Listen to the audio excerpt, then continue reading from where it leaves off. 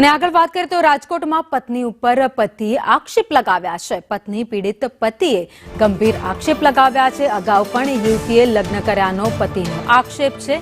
પત્નીના પિતા અવારનવાર કોર્ટમાં જાય છે તેવું પીડિતનું કહેવું છે। અવારનવાર પતિઓ બદલવાનો ધંધો કરે છે। ભરણ પોષણ માટે દબાણ કરવામાં આવે છે।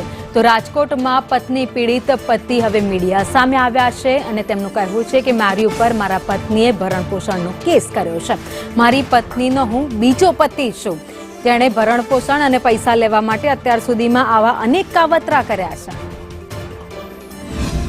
ભરણ પોષણનો કેસ કરેલો હોય રાજકોટ ફેમિલી કોર્ટના જજ દ્વારા જે પુરુષને પ્રતાડિત કરવામાં આવે છે એની આ એક નાની એવી કહાની છે।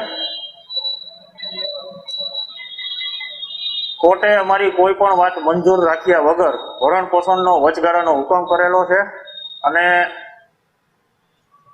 પૈસા ભરવા માટે કાયદેસર રીતે દબાણ કરવામાં આવે છે। સમયાંતરે જેમ કેસ આગળ વધતો ગયો એ પ્રમાણે કોર્ટમાં અમે